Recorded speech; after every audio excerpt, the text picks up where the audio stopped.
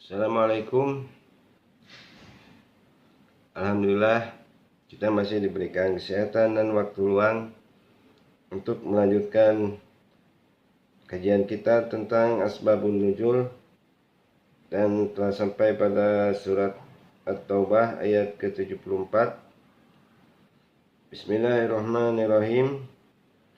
Yahlifuna billahi ma qalu wa laqad qalu kalimatal kufri wa kafaru ba'da islamihim wa hammu bima lam yanalu wa ma naqmu illa an aghnahumullahu wa rasuluh min fadlihi fa iyatubu iyaka khairan lahum wa iyatawallu yu'adzibuhumullahu azaban alima di dunia wal akhirati wa ma lahum fil ardi min waliyyin wala nasir.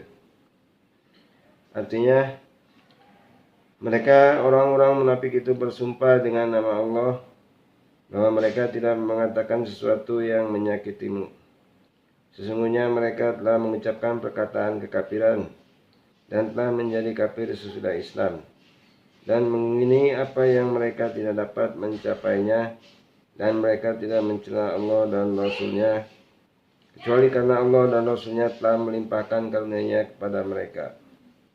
Maka jika mereka bertobat, itu adalah lebih baik bagi mereka, dan jika mereka berpaling, niscaya Allah akan mengazab mereka dengan azab yang pedih di dunia dan di akhirat. Dan mereka sekali-kali tidak mempunyai pelindung dan tidak pula penolong di muka bumi. Sebab turunnya ayat ini adalah Jalas bin Suwaid bin Samit, salah seorang yang tidak mau mengikuti Rasulullah SAW dalam peperangan Tabuk, hanya tinggal di Madinah saja. Pada suatu waktu berkata, jika Muhammad benar dalam segala perbuatan dan perkataan, tentu kita yang membangkang tidak hadir dalam peperangan. Tentu kita akan bernasib lebih jelek daripada himar. Ucapan ini oleh Umair bin Sa'id disampaikan kepada Rasulullah. Tetapi Jalas memungkiri dengan sumpah serapah atas nama Allah. Sehubungan dengan itu, maka Allah Subhanahu wa taala menurunkan ayat ke-74 surat At-Taubah yang menerangkan bahwa Dia berjanji akan senantiasa menerima tobat orang yang bertobat dan akan menyiksa orang yang senantiasa ingkar kepadanya. Maka Jalas pun kemudian bertobat dan meningkatkan peribadahan kepada Allah, sehingga tobatnya diterima. Hadis riwayat Ibnu Abi Hatim dari Ibnu Abbas. Dalam riwayat lainnya dijelaskan bahwa Zaid bin Arqam mendengar salah seorang kaum munafik berbicara ketika Rasulullah SAW sedang berkhutbah. Ia mengatakan, jika ucapan Muhammad ini benar, tentu kita akan bernasib lebih rendah daripada himar atau keledai. Ucapan seperti ini oleh Zaid bin Arqam disampaikan kepada Rasulullah SAW. Tetapi ia memungkiri dengan bersumpah atas nama Allah. Sehubungan dengan itu, maka Allah SWT menurunkan ayat ke-74 surat At-Taubah yang menegaskan bahwa sumpah palsu termasuk suatu perbuatan kufur. Sekalipun demikian, manakala ia bertobat kepada Allah SWT, Allah SWT senantiasa akan menerima tobatnya. Hadis riwayat Ibnu Abi Hatim dari Anas bin Malik.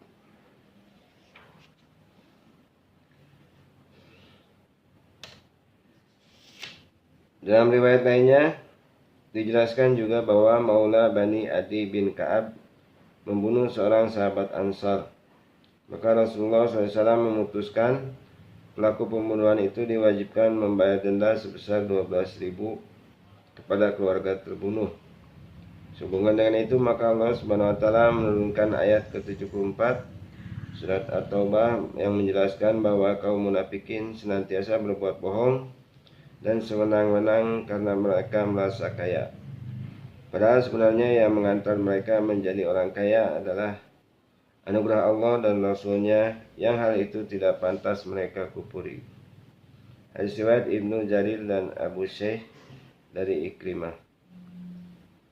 Selanjutnya ayat 75 sampai dengan 78 surat At-Taubah. Bismillahirrahmanirrahim. Wa minhum man ahadallaha la in atana min fadlihi lanasadaqanna wa lanakunanna minas solihin. Walamma atahum min fadlihi bahilu bihi wa tawallaw wa hum mu'ridun. Dan seterusnya sampai dengan akhir ayat ke-78. Artinya ayat 75, dan di antara mereka ada orang yang telah berikrar kepada Allah, sesungguhnya jika Allah memberikan sebagian karunia-Nya kepada kami, pastilah kami akan bersedekah dan pastilah kami termasuk orang-orang yang saleh. Ayat 76, maka setelah Allah memberikan kepada mereka sebagian dari karunia-Nya, mereka kikir dengan karunia itu dan berpaling, dan mereka memanglah orang-orang yang selalu membelakangi kebenaran. Ayat 77, maka Allah menimbulkan kemunafikan pada hati mereka sampai kepada waktu mereka menemui Allah, karena mereka telah memungkiri terhadap Allah apa yang telah mereka ikrarkan kepadanya, dan juga karena mereka selalu berdusta. Ayat 78, tidakkah mereka tahu bahwasanya Allah mengetahui rahasia dan bisikan mereka, dan bahwasanya Allah amat mengetahui segala yang gaib. Sebab turunnya ayat-ayat ini adalah Sa'labah bin Hatib berkata kepada Rasulullah, "Wahai Rasulullah, berdoalah kepada Allah agar memberiku rezeki dengan harta kekayaan yang melimpah ruah." Jawab Rasulullah, "Aduh celakanya wahai Sa'labah, harta sedikit yang kamu syukuri lebih baik daripada kekayaan melimpah ruah yang tidak disyukuri." Sa'labah berkata lagi, "Demi Allah, bila Allah memberiku harta kekayaan, pasti akan aku tunaikan hak dan kewajiban zakat kepada orang yang berhak menerima." Oleh karena janji tersebut, maka Rasulullah SAW pun mendoakannya, dan doa itu dikabulkan. Mula-mula Sa'labah hanya memiliki biri-biri, satu demi satu beranak, sehingga berkembang menjadi banyak. Tidak berapa lama telah memenuhi lorong kota Madinah. Ia terpaksa harus pindah ke suatu tempat yang agak jauh dari kota Madinah. Semula ia menggembalakan biri-biri sesudah melakukan salat berjamaah. Oleh karena biri-biri itu semakin banyak, tempat penggembalaan di sekitar kota Madinah sudah tidak mencukupi. Maka ia pindah lagi dan tidak sempat melakukan salat Jumat di Madinah. Tidak lagi melaksanakan salat secara berjamaah. Oleh karena biri-biri itu terus saja berkembang, maka ia harus berpindah tempat lagi yang relatif lebih jauh dari kota, sehingga tidak ada lagi kesempatan untuk mengunjungi Masjid Madinah. Tidak lagi mendatangi sholat Jumat di Masjid Madinah. Pada suatu waktu Allah Subhanahu wa taala menurunkan ayat ke-103. Rasulullah SAW mengutus 2 orang dengan membawa surat tugas untuk menarik kewajiban zakat dari orang-orang kaya. Dan tak ketinggalan mereka mendatangi Sa'labah yang kaya raya. Kepadanya dibacakan surat tugas berupa ayat ke-103 dari Rasulullah SAW itu. Sa'labah berkata, "Silakan kamu pergi kepada orang lain dahulu. Sekiranya telah selesai mendatangi mereka, baru datanglah kemari." Setelah 2 orang petugas tersebut datang kembali, maka Sa'labah berkata, "Bukankah ini semacam upeti?" Dijawab demikian, maka petugas itu pun pergi meninggalkan Sa'labah. Dan mereka datang menghadap Rasulullah melaporkan kejadian tersebut. Sehubungan dengan itu, maka Allah Subhanahu wa taala menurunkan ayat ke-75 sampai dengan 78 yang dari surat At-Taubah yang menegaskan tentang ancaman Allah Subhanahu wa taala kepada orang yang mengingkari janji. Demikian pula kepada orang yang ingkar membayar zakat. Hadis riwayat Tabrani, Ibnu Marduwaih, Ibnu Abi Hatim dan Baihaqi dalam kitab Dalail dengan sanad yang dhaif dari Abu Umamah. Ibnu Marduwai dan Ibnu Jarir meriwayatkan hadis serupa dari Aufi dari Ibnu Abbas.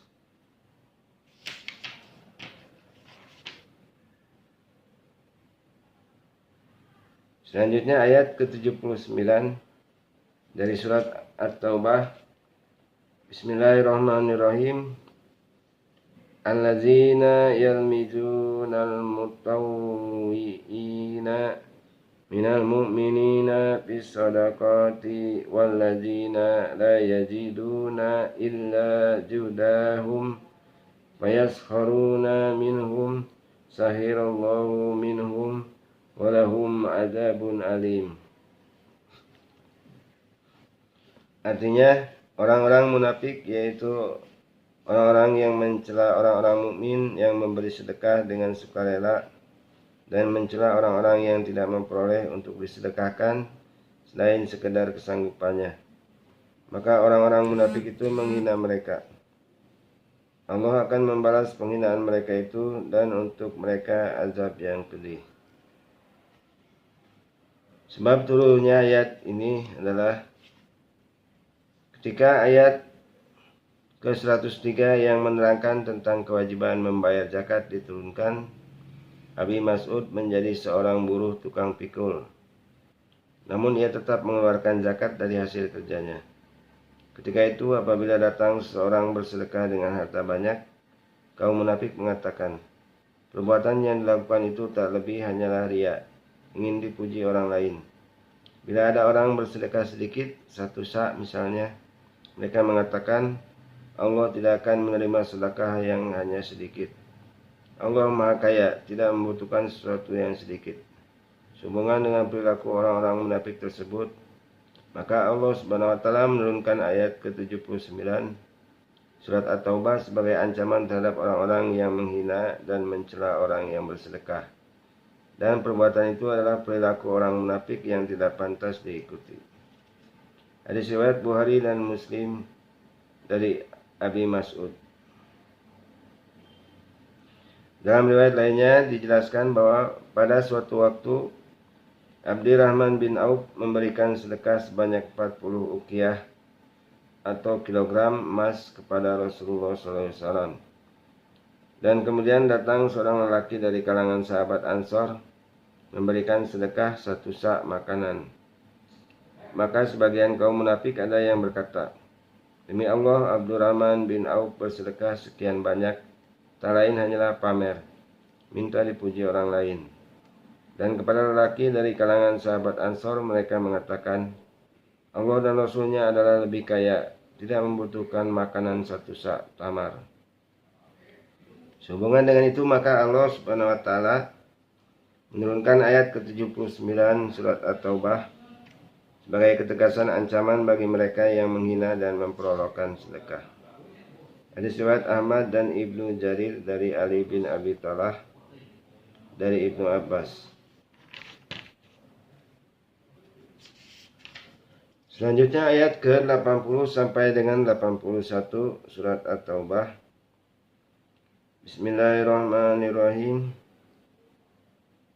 Istaghfir lahum aw la tastaghfir lahum in tastaghfir lahum 70 maratan fala yaghfirullahu lahum dzalika bi annahum kafaru billahi wa rasulihi wallahu la yahdil qaumal fasikin. Dan seterusnya sampai dengan akhir ayat ke-81. Artinya ayat 80, kamu memohonkan ampun bagi mereka atau tidak kamu memohonkan ampun bagi mereka adalah sama saja. Kendatipun kamu memohonkan ampun bagi mereka 70 kali, namun Allah sekali-kali tidak akan memberi ampun kepada mereka. Yang demikian itu adalah karena mereka kafir kepada Allah dan Rasulnya. Dan Allah tidak memberi petunjuk kepada kaum yang fasik. Ayat 81, orang-orang yang ditinggalkan atau tidak ikut berperang itu merasa gembira dengan tinggalnya mereka di belakang Rasulullah. Dan mereka tidak suka berjihad dengan harta dan jiwa mereka pada jalan Allah. Dan mereka berkata, janganlah kamu berangkat pergi berperang dalam panas terik ini. Katakanlah, api neraka jahanam itu lebih sangat panasnya, jikalau mereka mengetahui. Sebab turunnya ayat-ayat ini adalah pada suatu waktu Rasulullah SAW memerintahkan untuk bangkit berjihad bersama beliau di musim panas. Di antara orang-orang yang hadir ada yang berkata, wahai Rasulullah, sekarang baru musim panas. Kami tidak kuat keluar berjihad di musim yang sangat panas ini. Peristiwa ini telah melatar belakangi turunnya ayat ke-81 surat At-Taubah yang menerangkan bahwa jihad di musim panas itu belum seberapa manakala dibanding dengan panasnya neraka jahanam. Hadis riwayat Ibnu Jarir dari Ibnu Abbas. Dalam riwayat lainnya dijelaskan bahwa ketika itu musim panas. Matahari memancarkan sinar dengan garang. Sementara Rasulullah SAW berangkat menuju medan perang, Tabuk. Salah seorang dari Bani Salamah ada yang berkata, janganlah kamu pergi ke medan perang di musim yang sangat panas ini. Sehubungan dengan itu, maka Allah Subhanahu wa taala menurunkan ayat ke-81 surat At-Taubah sebagai peringatan dan ancaman bagi orang yang merasa berat berangkat berjihad. Dengan alasan apapun, yang namanya jihad adalah merupakan kewajiban setiap muslim yang tak bisa ditawar lagi. Hadis riwayat Ibnu Jarir dari Muhammad bin Ka'ab al-Qurazi. Dalam riwayat lainnya dijelaskan juga bahwa pada suatu waktu seorang munafik berkata, janganlah kamu keluar ke medan perang di musim panas ini. Berkenaan dengan itu, maka Allah Subhanahu wa taala menurunkan ayat ke-81 surat At-Taubah yang menegaskan tentang ancaman bagi mereka yang merasa berat berjihad. Samping itu juga menegaskan bahwa kepayahan berjihad manakala dibandingkan dengan neraka jahanam belum apa-apa. Neraka lebih panas dan lebih memayahkan daripada berangkat perang di musim panas. Hadis riwayat Baihaqi dalam kitab Dalail dari Ibnu Ishaq. Selanjutnya ayat ke-84 surat At-Taubah. Bismillahirrahmanirrahim. ولا تصلي على أحد منهم مات أبدا ولا تقم على قبره إنهم كفروا بالله ورسوله وماتوا وهم فاسقون. Artinya, dan janganlah kamu sekali-kali menyembahyangkan jenazah seseorang yang mati di antara mereka. Dan janganlah kamu berdiri di kuburnya. Sesungguhnya mereka telah kafir kepada Allah dan Rasulnya, dan mereka mati dalam keadaan fasik. Sebab turunnya ayat ini adalah pada waktu Abdullah bin Ubayyin meninggal dunia, anaknya datang menghadap Rasulullah SAW meminta komis atau baju kurung beliau untuk dijadikan kapan. Rasulullah mengabulkan permohonan itu. Kemudian Ibnu Abdullah bin Ubayyin itu meminta agar Rasulullah berkenan mensalati jenazah ayahnya. Ketika Rasulullah hendak mensalati, Umar bin Khattab berdiri memegang baju beliau seraya berkata, wahai Rasulullah, apakah Tuhan akan mensalatinya? Padahal Allah melarang mensalati jenazah kaum munafik. Jawab Rasulullah, Allah telah memerintahkan kepadaku untuk memilih, yakni dengan firman-Nya, istaghfir lahum aw la tastaghfir lahum. Ayat ke-80 surat At-Taubah di atas. Dan sekiranya aku mengetahui bahwa dosa yang telah diperbuat akan diampuni dengan memintakan ampun lebih dari 70 kali, pasti akan aku lakukan. Umar berkata lagi, Abdullah bin Ubayyin itu kan pakar munafik. Kemudian Rasulullah SAW tetap mensalatinya. Peristiwa ini telah melatar belakangi turunnya ayat ke-84 Surat At-Taubah sebagai larangan mensalati jenazah orang yang mati dalam keadaan kafir dan fasik. Demikian juga larangan berziarah ke kubur orang-orang munafik, fasik, dan kafir. Mulai saat itu Rasulullah SAW tidak lagi mau mensalati jenazah orang kafir. Hadis riwayat Bukhari dan Muslim dari Ibnu Umar.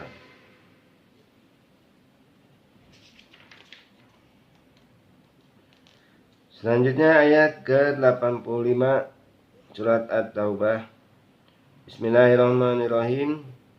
Wala tu'jibka amwaluhum wa auladuhum innama yuridullahu ayyu'adzibahum biha fid dunya wa tazhaqa anfusuhum wa hum kafirun. Artinya, dan janganlah harta benda dan anak-anak mereka menarik hatimu. Sesungguhnya Allah menghendaki akan mengazab mereka di dunia dengan harta dan anak-anak itu, dan agar melayang nyawa mereka dalam keadaan kafir. Sebab turunnya ayat ini adalah ketika Abdullah bin Ubayyin meninggal, anaknya datang menghadap Rasulullah SAW. Ia berkata, "Wahai Rasulullah, kalau sekiranya Tuhan tidak menghadiri pemakaman ayahku, maka aku sangat kecewa." Dan Rasulullah segera berangkat. Sampai di tempat jenazah sudah dimakamkan. Maka beliau bersabda, "Mengapa mengundangku baru sekarang?" Kemudian jenazah itu diangkat kembali dari kuburnya dan beliau meludahi seluruh tubuhnya. Di samping itu beliau berkenan mengenakan baju kurungnya kepada jenazah Abdullah bin Ubayyin. Sehubungan dengan peristiwa tersebut, maka Allah Subhanahu wa taala menurunkan ayat ke-84 dan 85 surat At-Taubah sebagai ketegasan larangan mensalati jenazah orang kafir dan larangan menziarahinya. Demikian juga jangan terpengaruh oleh bujuk rayu keluarganya sehingga bersedia mensalati maupun menziarahinya. Hadis riwayat Ahmad dari Muhammad bin Abid dari Abdul Malik dari Ibnu Zubair dari Jabir. Selanjutnya ayat ke-91 sampai dengan 92 surat At-Taubah. Bismillahirrahmanirrahim. Laisa 'alal du'afa'i wala 'alal marda wala 'alal ladzina la yaziduna ma yunfiquna harajun idza nasahu lillahi wa rasulihi ma 'alal muhsinina min sabili wallahu ghafurur rahim. Dan seterusnya sampai dengan akhir ayat ke-92. Artinya ayat 91, tiada dosa lantaran tidak pergi berjihad atas orang-orang yang lemah, atas orang-orang yang sakit, dan atas orang-orang yang tidak memperoleh apa yang akan mereka nafkahkan apabila mereka berlaku ikhlas kepada Allah dan Rasul-Nya. Tidak ada jalan sedikit pun untuk menyalahkan orang-orang yang berbuat baik. Dan Allah Maha Pengampun lagi Maha Penyayang.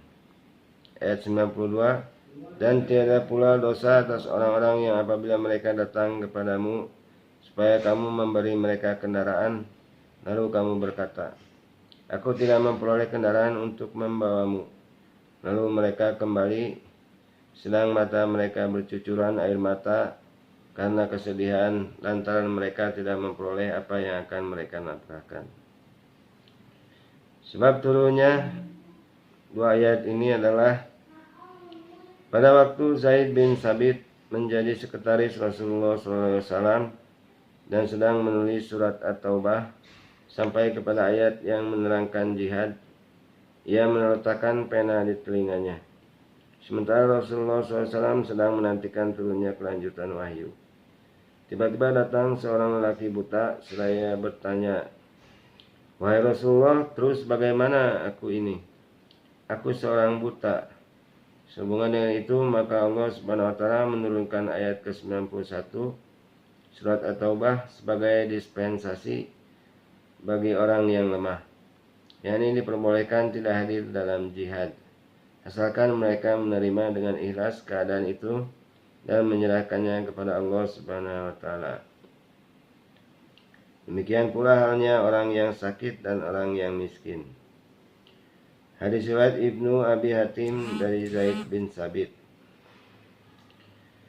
Dalam riwayat lainnya dijelaskan bahwa ketika Rasulullah SAW memerintahkan kaum muslimin untuk berangkat berjihad bersama beliau, datang sekelompok orang yang dipimpin Abdullah bin Ma'qil Al-Muzani seraya berkata, "Wahai Rasulullah, berilah kami kendaraan untuk berjihad." Rasulullah SAW menjawab, "Aku tidak bisa menyediakan kendaraan." Mendengar jawaban Rasulullah, maka berlinanglah air mata. Menyesali diri tidak memiliki kendaraan dan bekal untuk mengikuti jihad. Sehubungan dengan itu, maka Allah Subhanahu wa taala menurunkan ayat ke-92 surat At-Taubah yang menegaskan tentang pemberian dispensasi atau keringanan bagi orang-orang yang tidak hadir berjihad lantaran tidak memiliki kendaraan maupun bekal. Hadis riwayat Ibnu Abi Hatim dari Aufi dari Ibnu Abbas. Selanjutnya ayat ke-99 surat At-Taubah. Bismillahirrahmanirrahim. Wa minal a'rabi min yu'minu billahi wal yawmil akhiri wa yattahidu ma yunfiku qurubatin indallahi wa salawati rasuli ala innaha kuryatul lahum sayudkhiluhumullahu fi rahmatihi innallaha ghafurur rahim. Artinya, dan di antara orang-orang Arab Badui itu ada orang yang beriman kepada Allah dan hari kemudian dan memandang apa yang dinafkahkannya di jalan Allah itu sebagai jalan mendekatkannya kepada Allah dan sebagai jalan untuk memperoleh doa Rasul. Ketahuilah, sesungguhnya nafkah itu adalah suatu jalan bagi mereka untuk mendekatkan diri kepada Allah. Kelak Allah akan memasukkan mereka ke dalam rahmat atau surganya. Sesungguhnya Allah Maha Pengampun lagi Maha Penyayang. Sebab turunnya ayat ini adalah ayat ke-99 surat At-Taubah diturunkan sehubungan dengan peristiwa Bani Mukrin, yakni masih ada sangkut pautnya dengan latar belakang turunnya ayat ke-92 yang telah disebutkan sebelumnya. Hadis riwayat Ibnu Jarir dari Mujahid. Menurut pendapat Imam Abdurrahman bin Ma'qil Al-Muzani, pasukan yang ada sangkut pautnya dengan turunnya ayat ke-92 di atas adalah terdiri dari 10 orang, termasuk di dalamnya Abdurrahman bin Ma'qil yang datang dari Bani Mukrin, yakni penduduk pedalaman Baduy yang telah beriman kepada Allah Subhanahu wa taala dan hari akhir. Selanjutnya ayat ke-102 sampai dengan ayat 106 surat At-Taubah. Bismillahirrahmanirrahim. Wa ukharuna a'tarafu bizunubihim khalatu amalan salihan wa akhara sayyi'an asallahu ayyatuba alaihim innallaha ghafurur rahim. Dan seterusnya sampai dengan akhir ayat ke-106. Artinya ayat 102, dan ada pula orang-orang lain yang mengakui dosa-dosa mereka. Mereka mencampur baurkan pekerjaan yang baik dengan pekerjaan lain yang buruk. Mudah-mudahan Allah menerima tobat mereka. Sesungguhnya Allah Maha Pengampun lagi Maha Penyayang. Ayat 103, ambillah zakat dari sebagian harta mereka. Dengan zakat itu kamu membersihkan dan mensucikan mereka, dan berdoalah untuk mereka. Sesungguhnya doa kamu itu menjadi ketentraman jiwa bagi mereka, dan Allah mendengar lagi Maha mengetahui. Ayat 104, tidakkah mereka mengetahui bahwasanya Allah menerima taubat dari hamba-hambanya dan menerima zakat, dan bahwasanya Allah Maha penerima taubat lagi Maha Penyayang. Ayat 105, dan katakanlah, Bekerjalah kamu